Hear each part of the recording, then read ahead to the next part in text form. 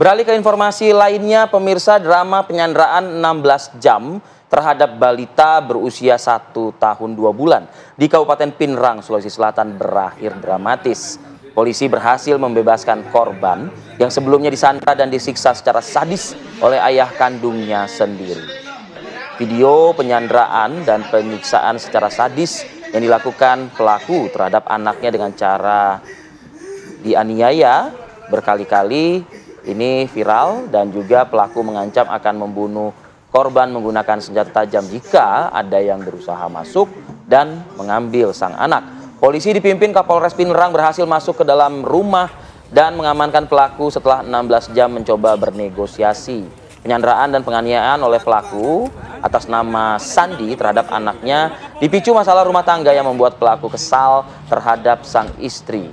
Video penganiayaan tersebut dikirim istrinya beserta ancaman akan membunuh anak mereka, dan korban saat ini mendapat perawatan di rumah sakit karena diduga mengalami dehidrasi dan juga sejumlah luka penganiayaan. Baik, kita akan juga langsung berbincang dengan Bapak Sudartono, Kepala Desa Masulowali yang sudah bergabung bersama kami pagi hari ini. Selamat pagi Pak Kades, Assalamualaikum. Assalamualaikum Pak Kades.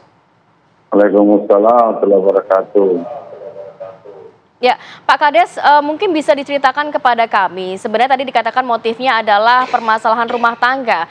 Tapi ini bagaimana sih kronologinya sehingga sang ayah ini bisa sampai mengurung anaknya, bahkan menganiaya anaknya sendiri? Ya, begini Bu,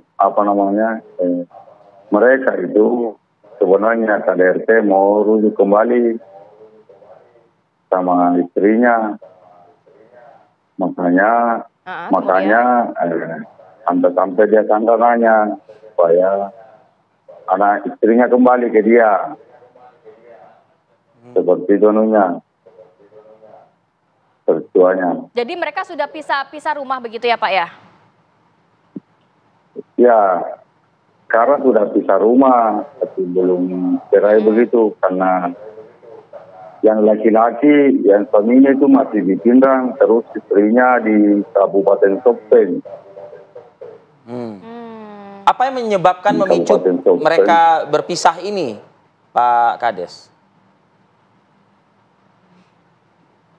Faktor ekonomi mungkin Pak, karena ini yang laki-laki ini belum ada pekerjaan tetapnya. Sedangkan mereka sudah punya anak dua orang.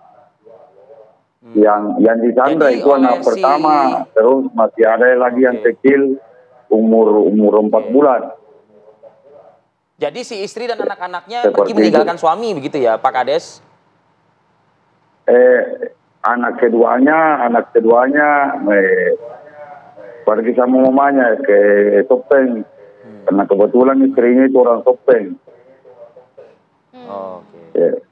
Jadi anak pertamanya yang tinggal bersama ayahnya begitu ya. Di rumah itu si anak pertama ini hanya tinggal sama ayahnya atau ada orang lain Pak Kades? Mereka tinggal sama kakeknya pelaku, neneknya pelaku. Jadi ini anak yang disandra ini Bu, tinggal sama neneknya pelaku, bukan neneknya korban. Neneknya pelaku berarti orang tua dari si ayahnya ini ya? Neneknya pelaku ini yang pelihara ini anak. Neneknya pelaku. Neneknya pelaku. Oke. Bukan Pak Kades, pelaku, bagaimana neneknya. Kondisi korban bagaimana Pak Kades? Ya alhamdulillah sudah baik sekarang, karena kemarin itu mereka dehidrasi karena dari pokoknya sekitar 16 jam itu mereka tidak dikasih minum, tidak dikasih makan. Nah, ini anak kasihan baru berumur 1 tahun 2 bulan. Masih minum susu. 14 bulan ya. Waktu peristiwa itu tidak dikasih minum, tidak dikasih makan selama 16 jam itu. Nanti akhirnya bisa dibebaskan gimana caranya Pak? Jadi waktu peristiwa itu mulai sekitar maghrib kita selalu nego, baik dari keluarga, pihak kepolisian sampai Pak Kapolres sendiri turun dengan Paranding, terus kami sebagai pemerintah desa juga selalu negosiasi sama dia. Sekitar jam 10 pagi itu lewat. Besoknya mereka sudah mau menyerahkan diri secara baik-baik. Ya, seperti itu. Karena kan anak pelaku sebenarnya keluarga ini. Ya, alhamdulillah kita masih didengarkan semua toh. Ya.